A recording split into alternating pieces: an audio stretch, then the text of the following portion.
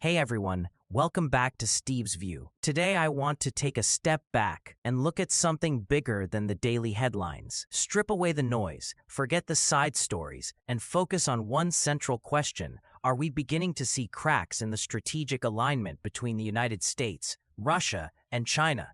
And if so, is this just tactical maneuvering or the early stages of a much deeper geopolitical shift? Over the past few months, there have been a few subtle but intriguing signals. None of them on their own amount to a historic turning point. But when you line them up side by side, they raise an important possibility that the triangular relationship among Washington, Moscow, and Beijing is entering a new phase. And if that's true, 2026 could become a pivotal year in global politics. Let's start with the first signal. When U.S. President Donald Trump floated the idea of forming a new international peace framework, something initially described in connection with Gaza, it wasn't framed as just another diplomatic conference. The concept, at least rhetorically, hinted at a mechanism that could operate outside the traditional structures of the United Nations. That's a big deal. The United Nations was created after World War II precisely because the League of Nations failed to prevent global catastrophe. Its core mission has always been to maintain international peace and security. Now here's where things get interesting. If you propose an alternative conflict resolution mechanism that is not centered in the UN system, who stands to lose influence? In recent years, China has become extremely effective at operating within UN institutions. Chinese nationals head or have headed multiple specialized agencies. Beijing has built voting coalitions across the global south. In many ways, it has leveraged the UN structure as a platform to shape norms, language, and institutional direction. A new, US-led peace architecture could dilute that influence. And yet, surprisingly, Russia signaled interest. Russian President Vladimir Putin did not dismiss the idea outright. There were even discussions, at least at the level of speculation, about potential financial contributions if such a body took shape. Now, let's be clear, expressing interest is not the same as committing, but in diplomacy, tone matters. And Moscow's tone was not one of automatic rejection. Why is that noteworthy? Because since the outbreak of the war in Ukraine, the dominant narrative has been that Russia and China are locked into an increasingly tight strategic embrace. The phrase, "no limits partnership," became shorthand for that alignment. But alignments in international politics are rarely emotional. They are structural and interest-based. And interests can shift. That brings us to the second signal, arguably the most significant. Reports that Russia has been considering steps to re-engage with the US-dominated dollar settlement system. After Western sanctions cut Russia off from major financial networks, Moscow accelerated efforts at de-dollarization. Trade with China increasingly moved into yuan and rubles. Energy transactions were structured to avoid the dollar wherever possible. The broader strategic vision, shared to some extent with Beijing, was to reduce vulnerability to U.S. financial leverage. But if Russia is now even contemplating a partial return to dollar-based mechanisms, that's not trivial. The U.S. dollar remains the backbone of global finance. Most cross-border trade is invoiced in dollars. Commodities from oil to critical minerals are priced in dollars. Access to dollar clearing is not just about convenience. It's about integration into the global economic bloodstream. Why would Moscow consider such a shift? The simplest explanation is economic pragmatism. Sanctions have imposed long-term strain. War is expensive. Isolation narrows options. If there is even a narrow pathway to sanctions relief in exchange for financial recalibration, any rational leadership would at least evaluate it. From Moscow's perspective, recognizing the continuing centrality of the dollar might be less about ideological surrender and more about short-term survival. But here's where the triangle matters. China has been the most consistent and vocal advocate of reducing global dependence on the dollar. Beijing's long-term objective includes expanding the international use of the renminbi, especially in energy and commodities trade. Russia has been a crucial partner in that effort. If Russia pivots back even partially toward dollar settlement, it complicates Beijing's strategy. It doesn't collapse it. It doesn't reverse it. but it weakens the narrative momentum behind an alternative financial architecture. Still, we need to slow down. Considering a policy option is not the same as executing it. Internal memos, exploratory talks, trial balloons, these are tools of negotiation. In geopolitics, signaling flexibility can increase bargaining power.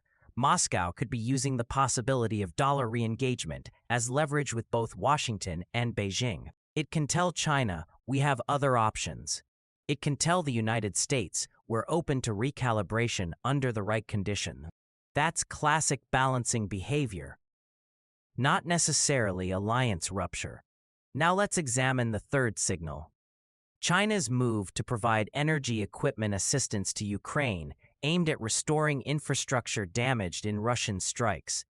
At first glance, this looks contradictory. Beijing has maintained a posture that leans toward Russia in the broader conflict narrative. It has criticized NATO expansion, echoed certain Russian security arguments, and refrained from condemning Moscow in the way Western governments have. So why assist Ukraine's energy infrastructure? There are several possible interpretations. One is humanitarian signaling. Another is hedging, maintaining channels with Kyiv in anticipation of eventual reconstruction opportunities. Ukraine will require massive rebuilding. Any country that positions itself early may gain economic access later. A third interpretation is diplomatic balancing. By demonstrating some tangible support for Ukraine's civilian resilience, Beijing may be attempting to ease tensions with Europe, which has grown increasingly wary of China's strategic alignment with Moscow. It is tempting to interpret such moves as evidence of frustration between Beijing and Moscow, but we should be cautious. Major powers routinely pursue multi-vector diplomacy. During the Cold War, the United States traded with the Soviet Union in certain sectors, even while confronting it militarily and ideologically. Selling wheat did not mean ideological alignment. Similarly, providing energy equipment does not necessarily mean strategic realignment. The deeper issue here is structural. Russia and China are aligned primarily because both perceive U.S. global dominance as constraining their ambitions. That shared perception creates a strong adhesive force. As long as both see Washington as the principal strategic competitor, their partnership retains logic. For a true strategic split to occur, one of two things would have to change. Either Russia would have to conclude that accommodation with the United States yields greater security than alignment with China, or China would have to conclude that Russia has become more liability than asset. Are we there yet? It's hard to argue that we are. From Moscow's perspective, trust in Washington is extremely limited. NATO expansion, sanctions regimes, frozen assets, these are not easily forgotten. From Washington's perspective, domestic political constraints make any sweeping rapprochement with Moscow highly controversial. Even if a future U.S. administration sought recalibration, it would face congressional scrutiny, allied concerns, and bureaucratic resistance. This brings us back to Donald Trump's long-standing strategic instinct. During his first term, he signaled interest in improving relations with Russia. Critics framed that as controversial. Supporters framed it as strategic realism. If China is the primary long-term competitor, then driving a wedge between Moscow and Beijing could rebalance the global chessboard. Historically, the United States once aligned with China to counter the Soviet Union. Grand strategy can invert over time, but strategy is not implemented in a vacuum. Trump's first term was consumed by investigations, domestic polarization, and institutional pushback. The so-called Russiagate controversy constrained his ability to pursue any overt rapprochement. Then came the war in Ukraine during the subsequent administration, which hardened positions across the board. By the time we reach 2026, the geopolitical environment is far more complex than it was in 2017. So how should we evaluate the current moment? First, we need to distinguish between tactical flexibility and strategic transformation. Russia exploring dollar mechanisms is tactical flexibility. China assisting Ukraine's energy sector is tactical flexibility. Russia expressing openness to alternative diplomatic forums is tactical flexibility. None of these automatically amount to a strategic divorce between Moscow and Beijing. Second, we must consider economic asymmetry. Since 2022, Russia's dependence on China has increased. Trade volumes have surged. China has become a primary buyer of Russian energy. That creates leverage for Beijing. But asymmetry cuts both ways. Russia does not want to become the junior partner in a Sino-centric bloc over dependence on any single power, whether the United States or China reduces autonomy. Therefore, Russia has incentive to keep options open. Option preservation is not betrayal, it's statecraft. Third, we must analyze the financial dimension soberly. The US dollar's dominance is deeply embedded in global markets. Network effects are powerful. Even countries that criticize dollar hegemony continue to hold dollar reserves and conduct dollar transactions. For Russia, complete de-dollarization was always more aspiration than reality. A partial recalibration would reflect economic gravity, not necessarily geopolitical capitulation. Fourth, we should examine China's calculations.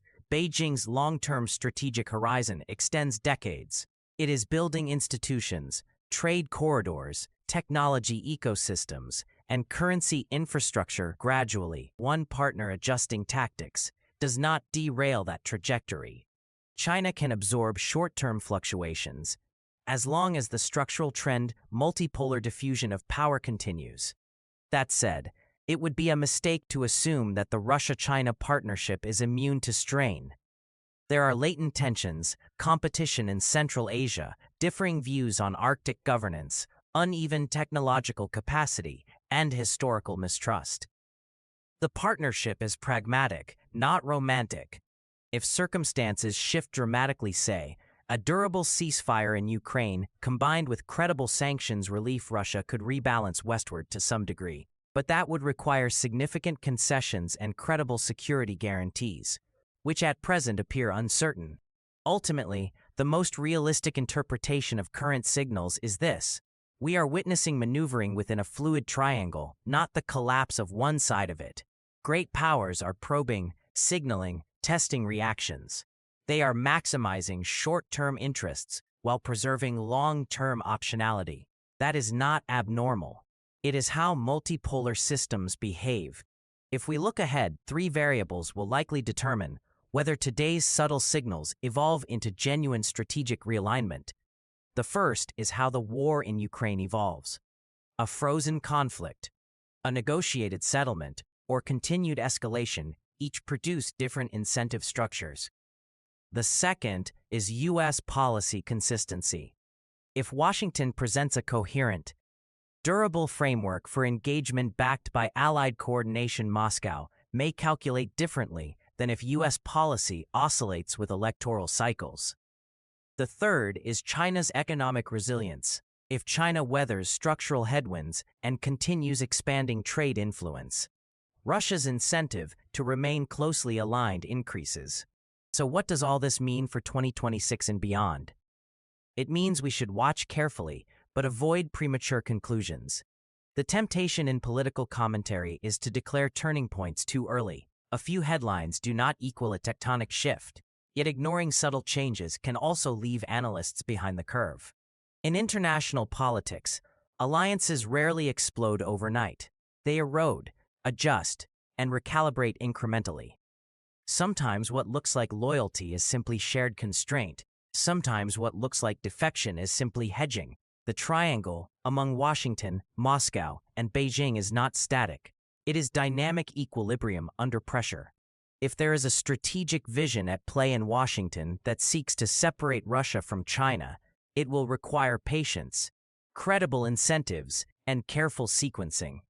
If Moscow seeks relief from isolation without surrendering autonomy, it will continue to test multiple channels. If Beijing seeks to prevent encirclement and preserve strategic depth, it will maintain engagement on all fronts, including with actors that do not share its worldview. In other words, what we are seeing may not be the beginning of a dramatic split, but the early stages of a more complex multipolar bargaining process. And in that process, Every signal, every economic adjustment, every diplomatic overture is a piece of a much larger chess game. For viewers trying to make sense of the headlines, here's the takeaway. Don't reduce geopolitics to simple narratives of friendship or betrayal. States pursue interests. Interests evolve, structures constrain. Leaders maneuver within those constraints. The Russia-China alignment remains intact at the structural level, but both sides are recalculating margins. The United States is probing for leverage points, and the outcome is not predetermined. So yes, something is shifting, but not necessarily in the dramatic, alliance-breaking way some suggest. We are watching the slow recalibration of a triangle under stress. Whether that recalibration becomes a reordering depends on events that have not yet fully unfolded, and that's why 2026 may be less about sudden transformation and more about incremental, consequential adjustments that only become obvious in hindsight. Thanks for watching.